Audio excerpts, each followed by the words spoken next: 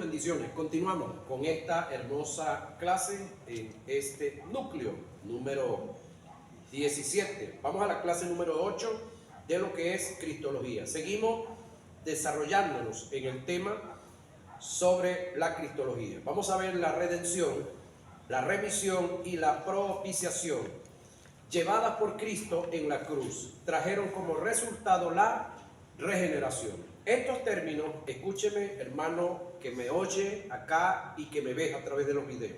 Si usted no maneja esto con buen conocimiento y buena soltura, usted no va a tener ninguna habilidad correcta para evangelizar.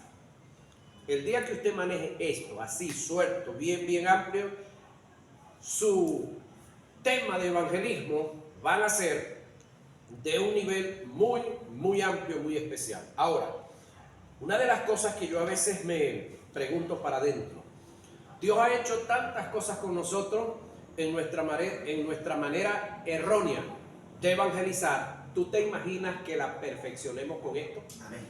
¿Cómo seríamos? ¡Wow! Muy efectivo, muy efectivo. Cuando nosotros entendamos qué es redención, remisión y propiciación, llevadas por Cristo en la cruz, eso trae como resultado la regeneración. ¿Qué es regeneración? Vamos a ver el término. El término regeneración indica llevarte al género original que tenías antes de caer en Adán. Sin embargo, aquí hay un detallazo, pero detallazo. Adán, Dios lo hizo perfecto. Amén. Amén. ¿Cómo nos hizo a nosotros una vez que nacimos de nuevo? Perfectos también. Adán pudo pecar espiritualmente. Pudo, después de ser creyente, volver a ser incrédulo. Pregunto, ¿usted podrá llegar a ser incrédulo otra vez después de ser creyente? Los que nunca se han descarriado no van a entender esto tan claro como lo entienden los que un día estuvieron descarriados y se dieron cuenta que aunque andaban allá en el mundo arrastrándose en todo tipo de pecados, sabían, como estaban claros que lo que andaban haciendo estaba mal, y llegaron a estar bien una vez que se reconciliaron. Ellos tienen experiencia, pero no es necesario que usted tenga experiencia. ¿Sí? No es necesario que usted tenga experiencia.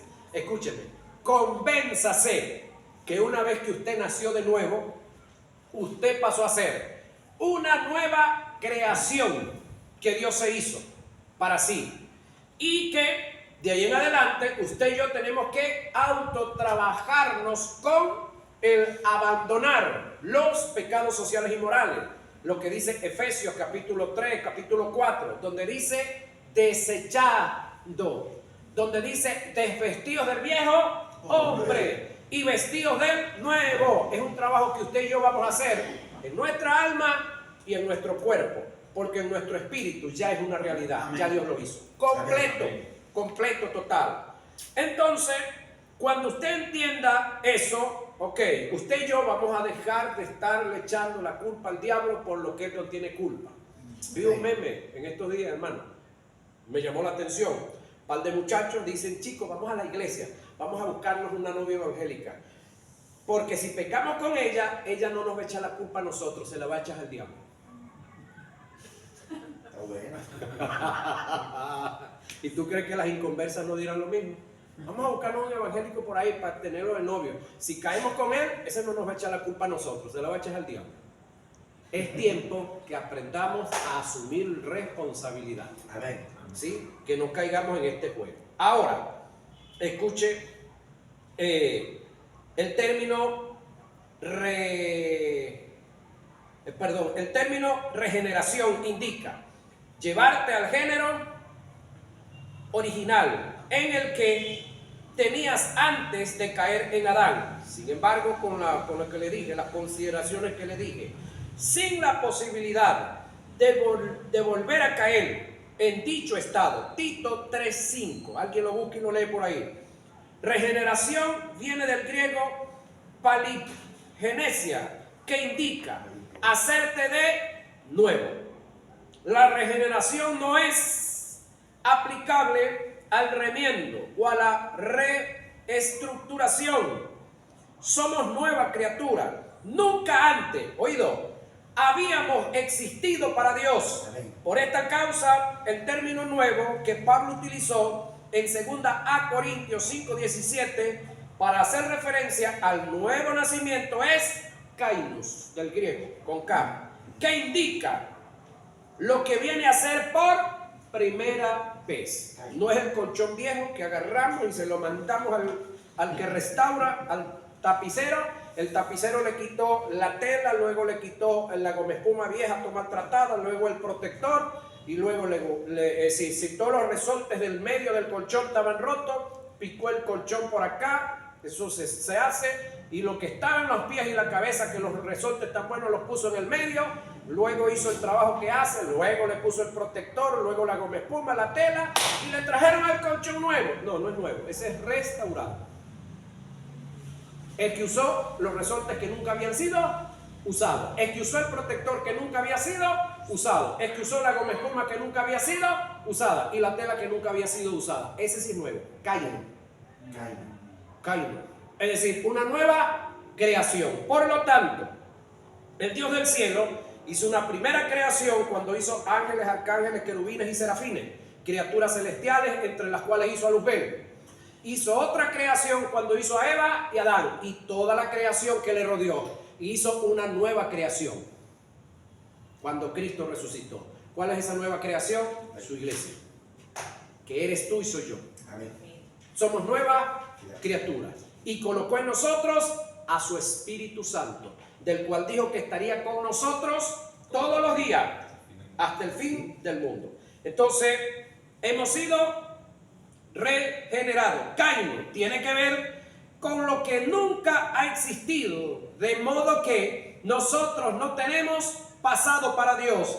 En él somos un presente y nos proyectamos hacia un futuro. Para Él las cosas cuentan desde el mismo momento en que creímos. Jesús lo dijo y lo dejó establecido: si el Hijo os libertare, seréis verdaderamente libres. Según todos estos incidentes que se dieron en el Calvario, mi pregunta es: ¿venció Jesús al diablo en la cruz? Aquí hay una pregunta, no la responda todavía.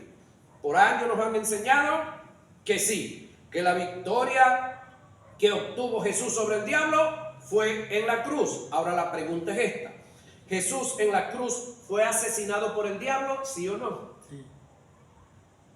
Entonces, ¿por qué decimos que la victoria que él tuvo en la cruz fue sobre el diablo? Si él murió derrotado, murió como un maldito, parece que ahí hay algo malo. Es decir, parece que es contraproducente y es erróneo el decir que la victoria de Jesús sobre el diablo se dio en la cruz. Vamos a seguir avanzando sobre el tema.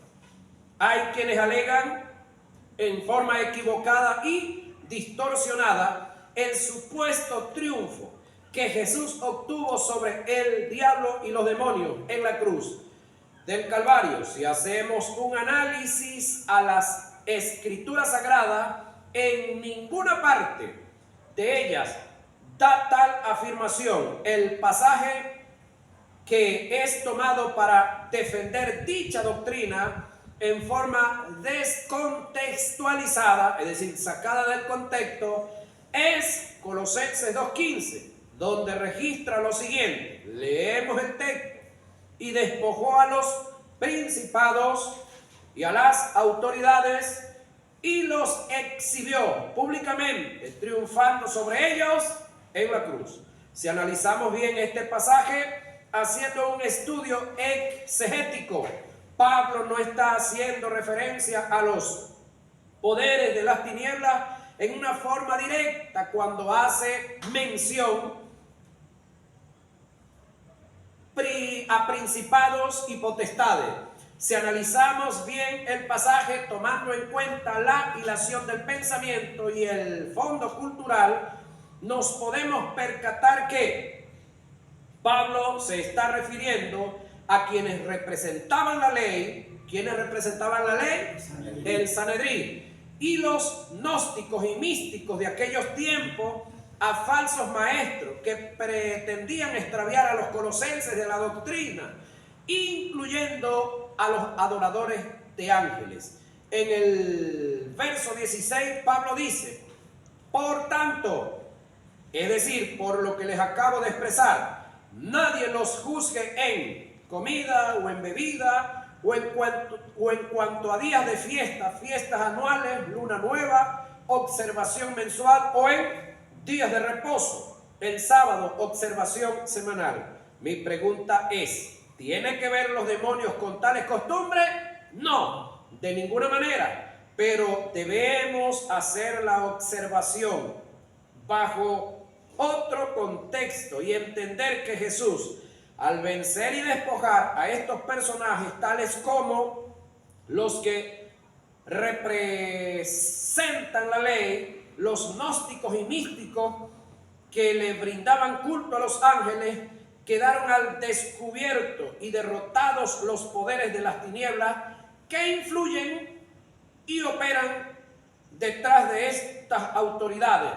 Pero esto no da pie para afirmar que Cristo obtuvo un triunfo absoluto y definitivo sobre los poderes de las tinieblas en la cruz, porque Cristo de la cruz descendió ¿a dónde? Al lugar del tormento, por 3 días y 3 noches. ¿Y quién va a ese lugar en victoria? ¿Quién va a ese lugar venciendo al que se le cree y por muchos años han dicho que ese lugar es preparado para él y sus ángeles? Escúcheme, el diablo no va a ir al infierno, ni los demonios tampoco, ni están allá. Ellos habitan en las regiones celestes y ellos van al lago que arde con fuego de azufre, allá donde van a ser lanzados. Lo que sí es una verdad es que nuestro Redentor obtuvo un triunfo definitivo y absoluto sobre la ley, cumpliendo con las demandas y mandamientos de Dios descritas para darle paso a la dispensación de la gracia, y a su vez se cumplieron a cabalidad todas las profecías dadas por los profetas en relación a su obra redentora. Aún muriendo, se cumplió lo escrito por David en los Salmos cuando exclamó: tengo sed. Citemos los pasajes en común. Después de esto, sabiendo Jesús que ya todo estaba consumado, dijo, para que la escritura se cumpliese: tengo sed. Juan 19:28. Como un tiesto se secó mi vigor y mi lengua se pegó a mi paladar. Salmo 22:15. Está la profecía y se cumple en Juan 19:28. Me pusieron además hiel por comida y en mi sed me dieron a beber vinagre. Profecía, Salmo 69:21. Es por causa de este triunfo que Jesús expresó un cántico de victoria sobre la ley y el cumplimiento de las profecías. Cántico que está registrado en el término griego tetelestai, que significa consumado es. Eso lo registran las escrituras. Citemos el pasaje. Cuando Jesús hubo tomado el vinagre, dijo: consumado es. Y habiendo inclinado la cabeza, entregó el espíritu. Juan 19:30. Esto es corroborado por el apóstol Pablo en la carta que escribe a los colosenses. Y a vosotros, estando muertos en pecado y en la incircuncisión de vuestra carne, os dio vida juntamente con él, perdonándoos todos los pecados, anulando el acta de los decretos que habían contra nosotros, que nos era contraria, quitándola de en medio y clavándola en la cruz. Colosenses 2, 13 y 14. Hay quienes afirman que el término acta de los decretos no tiene que ver con la ley, sino con un registro de los cargos que estaban contra nosotros y que Dios simbólicamente quitó clavándolos en la cruz.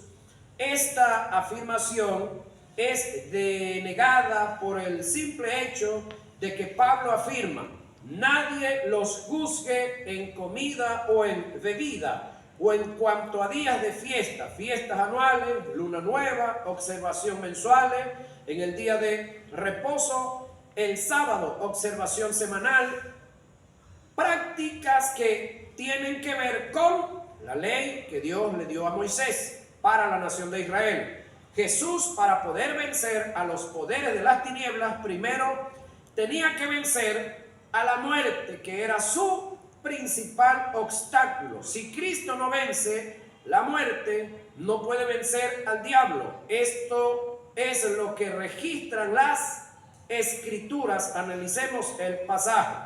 Así que por cuanto los hijos participaron de carne y sangre, él también participó de lo mismo, para destruir por medio de la muerte al que tenía el imperio de la muerte, esto es, al diablo. Hebreos 2:14. Pablo exclama un cántico de victoria al entender el triunfo que Cristo obtuvo sobre los poderes de las tinieblas, venciendo las muertes en el cumplimiento de la ley. ¿Dónde está, oh muerte, tu aguijón? ¿Dónde, oh sepulcro, tu victoria? Ya que el aguijón de la muerte es el pecado, es decir, lo que le dio derecho a las muertes, y el poder del pecado, la ley, que me decía que era lo que era pecado. Mas gracias sean dadas a Dios, que nos da la victoria por medio de nuestro Señor Jesucristo. Primera a Corintios 15, 55 y 57. Lo que Pablo quiso decir en su más amplio sentido fue: ¿dónde está, oh muerte, tu aguijón? ¿Dónde, oh muerte, tu victoria? Ya que lo que le da derecho a la muerte es el pecado, y lo que le da poder al pecado es la ley. Gracias doy a Dios por Jesucristo, que cumpliendo la ley, 613 mandamientos, venció al pecado, y venciendo al pecado, destruyó. ¿Cómo? Destruyó, pulverizó, aniquiló las muertes, las dos. Cristo tuvo que vencer primero el pecado.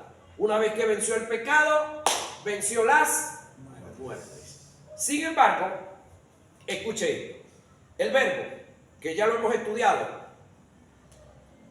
vivió su vida creyendo, porque el creer, que es la fe, es parte de su naturaleza. En reunión entre Jehová Dios, el verbo y el Espíritu Santo, el verbo se ofrece: heme aquí, envíame a mí. Se ofreció. Eso lo hizo en fe. Una vez que nace la figura de Jesús, entonces el verbo se hizo carne para que naciera la figura de Jesús. Nació creyendo. Se desarrolló como niño creyendo. Como adolescente creyendo. Asume el ministerio creyendo. Asume ir al Calvario creyendo. De paso dijo: nadie me quita la vida, yo la entrego para volverla a tomar. ¿Cómo se llama eso? Fe. Fe. Entonces se mantuvo siempre creyendo, por eso no tuvo pecado. El pecado nunca fue parte de su vida. Ahora, él es cargado con el pecado suyo y con el mío. Eso no lo hizo un pecador, eso lo hizo el pecado mío. El estado de pecado. Eso lo hizo el estado de pecado. Y Dios, cuando derrama su ira sobre Jesús en la cruz, no la derramó sobre un pecador, la derramó sobre el pecado mismo. Por esa razón, Dios no tuvo compasión con Jesús en la cruz, Porque Dios no estaba viendo a un pecador, Él estaba viendo era el pecado. Porque Dios mismo en su palabra dice que el pecado se ha de juzgar con misericordia al pecador. Pero al pecado hay que juzgarlo con muerte, acabarlo, aniquilarlo. Pero al pecador hay que actuar con él con misericordia. Hermanos, si alguno de ustedes fuera sorprendido en pecado, vosotros que sois espirituales, caerle a martillazo, a pescozones y a patadas. ¿Cómo es que dice? Restaurarlo con espíritu de mansedumbre. Ese es al pecador. Pero con el pecado no hay que tener. El detalle es que ya el pecado, para efectos de Cristo y para efectos de nosotros, no existe. El pecado, que existen los pecados. Entonces, cuando vamos a tratar a un hombre o a una mujer caído en pecados, ¿cómo tenemos que tratarlo? Con compasión, con amor. Pero Dios no estaba tratando a un pecador en la cruz del Calvario, estaba tratando al pecado mismo. Por eso le dio con todo, para acabar el pecado. Una vez que muere Jesús, el pecado también se murió. Jesús baja, consecuencias del pecado, 3 días y 3 noches al infierno. Pero después de 3 días y 3 noches, llega el Espíritu Santo al infierno para sacar a Jesús, porque ya el pecado había llegado a su fin. Entonces Jesús tuvo que vencer primero al pecado, para luego entonces vencer las muertes. Primero la espiritual y luego la física, porque de esa manera las muertes vinieron sobre él. Primero la espiritual y luego la física. Si no viene la muerte espiritual sobre Jesús, la física no lo puede tocar. Entonces el primero murió igual a Adán espiritualmente, para luego morir físicamente. Entonces primero resucita espiritualmente, para luego resucitar físicamente, pero entonces ser elevado a otro nivel. Entonces destruyó la muerte. Ahora, para muchos es paradójico lo que escribo y choca con su mundo de tradición. Cristo murió, escúcheme, en derrota, en maldición y cargado de pecado, no pecados, de pecado.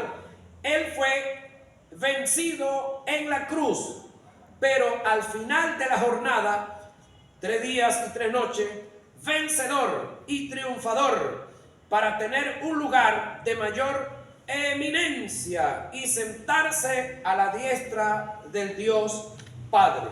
Cristo como el Cordero de Dios, según el testimonio de las Escrituras Sagradas, el Cordero ya estaba preparado, escuche esto, desde antes de la fundación del mundo. Ya todo estaba determinado en la prognosis de Dios. Es decir, cuando Dios hace a Adán, Dios sabía que el hombre iba a fallar. No lo hizo para que fallara, pero sabía que iba a fallar. Y con todo eso, lo hizo. Pregunto yo, ¿quién lo llamó a usted al Evangelio? Dios, Cristo, el Espíritu Santo. Pregunto, ¿Dios sabía que usted de vez en cuando iba a meter los cascos donde no debe meterlos? Sí. Claro, con todo eso lo llamó. Pero el perdón para los pecados ya está listo. Amén. Y el pecado ya fue pulverizado. Aparte de que te perdonó y me perdonó a mí, ese pecado de nosotros lo pulverizó. Pero los pecados no, porque esos se originan en nuestra alma por falta de inundarla y llenarla de la palabra, por falta de regenerarla, de santificarla. Y ese trabajo es suyo y es mío. No es de Dios, no es del Padre ni es del Espíritu Santo. Amén. Llenar nuestra mente de la palabra es trabajo suyo y mío. Es parte de lo que estamos haciendo aquí, hoy. Es parte de la disciplina. Porque nuestra mente es un espacio que nunca va a estar vacío. O lo llenamos de Dios y de su palabra, o el diablo lo llena de basura. Pero ya ese trabajito es suyo, sacar la basura y meter la verdad de Dios. Amén. Ya ese trabajo es suyo y mío. Ok, entonces,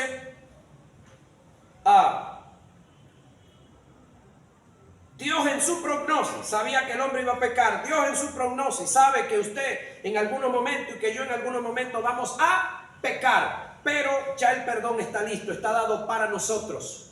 Y no solamente para nosotros, para los que van a venir de allá afuera aquí también. Amén. Entonces usted no se escandalice porque alguien pecó. Porque Dios tampoco se escandaliza cuando usted y yo pecamos. Aleluya, dijo uno por ahí. Sino con la sangre preciosa de Cristo, como de un cordero sin mancha y sin contaminación, ya destinado desde antes de la fundación del mundo, pero manifestado en los postreros tiempos por amor de vosotros. Primera de Pedro 1, 19 y 20. Juan da testimonio que Jesús es el Cordero de Dios. Al día siguiente vio a Jesús que venía hacia él y dijo: he aquí el Cordero de Dios que quita el pecado del mundo. Nótese que dice el pecado del mundo, no los pecados del mundo. ¿Sabe por qué el pecado del mundo? Porque en el mundo, escúcheme esto, en el mundo no hay pecados. Al mundo no se le juzga ni se le condena por los pecados. A usted y a mí sí se nos juzga por los pecados, pero no se nos condena por los pecados. Pero sí se nos juzga a que salgamos de ellos, a que los abandonemos, a que los resistamos, a que algunos de ellos huyamos, salgamos corriendo, porque ahí vale la velocidad de José y no la fuerza de Sansón. ¿Sabe de cuál, no? Que son inteligentísimos. Ahora, al mundo no se le cuentan pecados porque el mundo está en pecado. El mundo es mundo porque está en pecado y va rumbo al infierno por el pecado, no por los pecados. Pero usted y yo que estamos en Cristo ya fuimos libres de el pecado. Y usted y yo tenemos que procurar para librarnos de los pecados. Pero cada vez que caigamos, abogado tenemos para con él, Padre. Pero el hecho de que tengamos abogados para con el Padre no quiere decir que entonces vamos a estar cada rato cayendo. Porque Dios no tiene problemas con perdonarte todas las veces que tú peques. Ajá, ¿y las consecuencias quién las va a pagar? Dios perdona el pecado, indiscutiblemente, pero las consecuencias ¿quién las paga, Angelito? ¿A quién sufre las consecuencias? Angelito de Dios. Entonces entendamos, y Angelito paga por los de Angelito y los otros angelitos pagan por los hechos. Ah, puro Angelito, ¿verdad? Ajá. Entonces, he aquí el Cordero de Dios que quita el pecado del mundo. Entonces, cuando quita el pecado del mundo, el mundo deja de ser mundo y pasa a ser iglesia. Por eso no hay iglesia en pecado. Hay miembros de iglesia cometiendo pecados, pero no hay una iglesia que esté en pecado, porque no existe una iglesia en pecado. Para efecto de Dios, aclaro esto. Porque si usamos el término griego, pues hay una sola iglesia que no está en pecado, pero todas las demás están en pecado. ¿Sí? ¿Cuál es la iglesia que no está en pecado? La de Cristo Jesús. La que cree que Jesús es el Hijo de Dios, la que cree que con el sacrificio que él hizo en la cruz del Calvario, ese sacrificio lo hizo perfecto para siempre. Pero las demás iglesias que andan detrás de otro, que no es Cristo, y que andan haciendo ellos sacrificios, y que andan detrás de otros y de otras que no es Cristo, lo siento por ustedes, están en pecado y van rumbo al infierno con todo y que se llamen iglesia. Porque no es el hecho de que yo me llame iglesia, es el hecho de que le haya entregado mi vida al Señor Jesús. Amén. Y Él haya quitado el pecado, como ya lo quitó de nosotros, y nos haya hecho iglesia, templo y morada del Espíritu Santo. Entonces, Jesús quitó el pecado del mundo y lo hizo iglesia. Juan 1, 29. Esto es una verdad que nos está muy clara. Esto es una verdad que no está muy clara en el pensamiento del cristiano. Cuando Dios introdujo a su Hijo en la tierra, en la figura del Verbo, de qué se valió Dios para hacerlo. ¿Podía Dios introducir su simiente en la tierra sin la intervención del hombre? Pregunta. Vamos a estudiar el tópico y descubriremos grandes verdades. Para Dios introducir su simiente en la tierra, lo que dice Génesis 3:15. Ya ahí vimos la simiente. Tuvo que valerse de la intervención de un hombre, porque fue a través de un hombre que Satanás introdujo su simiente. Dios tenía que buscar a un hombre para hacer pacto con él, en el cual se diera el principio de reciprocidad. Un hombre que en su fe, obediencia, le entregara al Creador su simiente, su hijo. En respuesta a esta obediencia por fe, el Creador entregaría el Creador entregar a su único hijo, que estaba preparado en la prognosis de Dios desde antes de la fundación del mundo.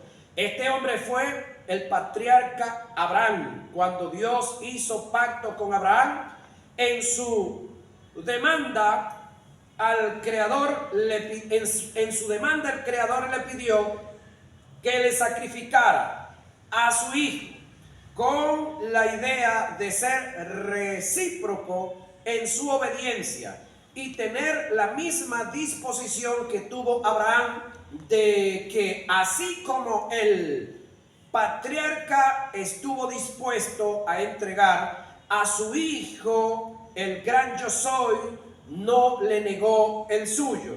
Si analizamos el relato bíblico donde Dios le hace la demanda a Abraham, notaremos que en lugar de Isaac, Dios tenía un cordero preparado como sustituto, el cual representa a Cristo. Este es el valor y la causa del pacto abrahámico, que haya alguien en fe y obediencia que, entregara su simiente en voluntad para Dios, poder entregar el suyo en voluntad propia también. Analicemos el pasaje. Vamos a Génesis 22, 1 al 13, para que analicemos este pasaje. Aconteció después de estas cosas que probó Dios a Abraham y le dijo: Abraham, y él respondió: heme aquí. Y le dijo: toma ahora tu hijo, tu único Isaac, a quien amas, y vete a tierra de Moriah y ofrécelo allí en holocausto sobre uno de los montes que yo te diré. Y Abraham se levantó muy de mañana y enalbardó su asno y tomó consigo 2 siervos suyos y a Isaac a su hijo, y cortó leña para el holocausto y se levantó y fue al lugar que Dios le dijo. Al tercer día alzó Abraham sus ojos y vio el lugar de lejos. Entonces dijo Abraham a su siervo: espera aquí con el asno, y yo y el muchacho, oiga lo que viene, iremos hasta allí y adoraremos y volveremos. Wow, eso es fe. Iremos y volveremos. ¿Sabía Abraham a lo que iba? Sí. ¿Por qué se le salió esa palabra volveremos? Eso no estaba de la mente de Abraham. Y volveremos a vosotros. Nadie me quita la vida, yo la entrego para volverla a tomar, ¿sí? Y tomó Abraham la leña, el muchacho, la leña, el madero, ¿sí? El madero donde fue Jesús colocado, del holocausto, y la puso sobre Isaac. ¿Quién llevó el madero al Calvario? Jesús. Aquí Isaac es tipo de Cristo. Puso sobre Isaac su hijo, y el tomó en su mano el fuego y el cuchillo, y fueron ambos juntos. Entonces habló Isaac a Abraham, su padre, y dijo: Padre mío. Y él respondió: heme aquí, mi hijo. Y él dijo: he aquí el fuego y la leña, mas ¿dónde está el cordero para el holocausto? Parece que el muchacho iba en plena inocencia. ¿Sí? Plena inocencia. Y respondió Abraham: Dios se proveerá, es decir, Jehová Jireh, Dios se proveerá de cordero para el holocausto, hijo mío. Él iban juntos, y cuando llegaron al lugar que Dios le había dicho, edificó allí Abraham un altar y compuso la leña, es decir, organizó el altar y ató a Isaac. Ya va. Estamos hablando de un muchacho que se monta un brazado de leña, cerro arriba, por donde no hay camino. Tiene que haber sido un muchacho ya grandezón. Sí. Ajá. Llevaba un brazado de leña en el cual no tendría que ser muy pequeño, porque de paso se esperaba que con esa leña todo su cuerpo fuera quemado. No era un puñito de leña. Lo acomodó, ¿sí? Y ató al muchacho. Para amarrar a un muchacho de ese tamaño, ¿usted cree que no habría que hablar con él antes? Trate uno solo de agarrar a Angelito y amárrenlo a ver. Trátelo a ver.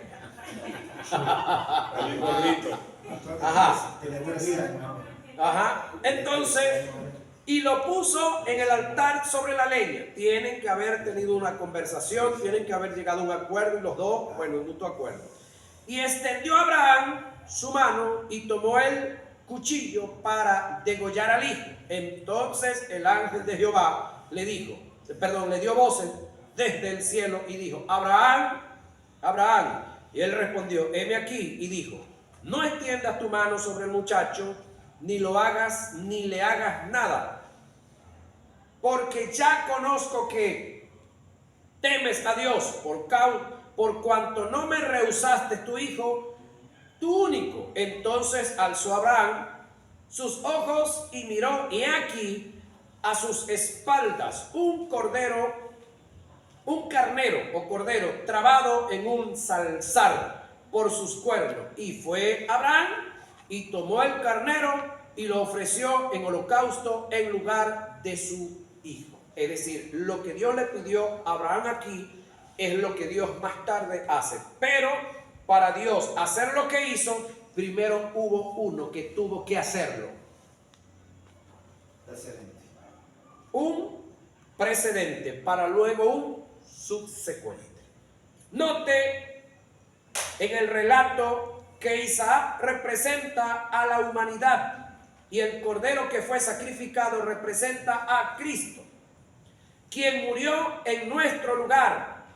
Pero todo se dio por la fe, la obediencia y la entrega de un hombre que es Abraham. Es por esta causa es que el apóstol Pablo cita este acontecimiento en la carta que escribe a los Gálatas, donde les da un sentido espiritual e universal a la bendición que vendría sobre las naciones por causa de la entrega recíproca de las simientes. Pablo dice: en tu simiente, la cual es Cristo. Citemos el pasaje. Ahora bien, a Abraham fueron hechas las promesas, y a su simiente, sin ese. No dice a las simientes como si hablase de muchos, sino como de uno, y a tu simiente, la cual es Cristo. No son Israel, no son los judíos, es Cristo. Amén. Por lo tanto, el que te maldiga será maldito, y el que te bendiga será bendito. No tiene nada que ver con Israel, señores y señores. Que se lo quieran agarrar es otra cosa. Gálatas 13. Aquí hay una ley de doble referencia. Ambas simientes, tanto Isaac como Jesús, recibieron la bendición del pacto en la fe y la obediencia de Abraham. Lo serio del pacto fue que Dios se tuvo que valer de un hombre que caminara en fe y en obediencia, o en obediencia que luego se le cuenta como fe, para hacerle demanda a su simiente, y por causa de esta entrega Dios poder introducir su simiente en la tierra. Es decir, Dios hace la demanda a un hombre, este hombre es Abraham, el cual asume, el cual da el paso que se estaba esperando que se diera, para luego entonces Dios luego hacerlo. ¿Sí? Entonces podemos ver acá cómo lo que ya Dios tenía preparado desde antes de la fundación del mundo necesitaba uno. Escogió a Abraham e Isaac, ellos respondieron, para entonces luego Dios introducir a su simiente, esto es a Cristo Jesús. Cristo Jesús. Ok, el pacto se lo hacen ¿a quién? A Abraham. Cuando estaba Abraham en vida, ¿de dónde era Abraham? Ur de los Caldeos. ¿Dónde era Ur de los Caldeos? Actualmente, Irán. ¿Y existía Israel? No. Nace Isaac, ¿existía Israel? No. Luego nace Jacob. ¿Existía Israel? No. En Jacob, esa promesa toma ya posesión de pueblo, de nación. Pero la promesa se dio antes de que la nación de Israel tuviese existencia. Por lo tanto, dejemos la idolatría con Israel. Amemos a Israel, sí, al igual que amamos a las demás naciones. Al igual que tenemos que orar por todas las naciones. Pero nuestra salvación vino de Dios a través de Israel. No es que Israel me dio salvación a mí, no. La salvación viene de Dios, que usó pudiéramos decir, a los hombres que componían a Israel. Ok, no tengo problema con eso, para nada. Pero ¿quiénes son los seres que Dios fue escogiendo para conformar a Israel? Iraquíes, egipcios, ¿dónde era Rahab? La ramera. Los moabitas también, con la nieta de... Ajá, esa misma, pero la ramera era de Jericó. Entonces, Israel como tal, respetamos a Israel y la amamos, pero viene de una mezcla de diferentes naciones. Vamos a ser claritos y ahí en ese aspecto. Entonces, ¿qué nos viene ahora? La presentación del Cordero ante el verdadero lugar santísimo. Esa es nuestra clase número 9 y la vemos en breve.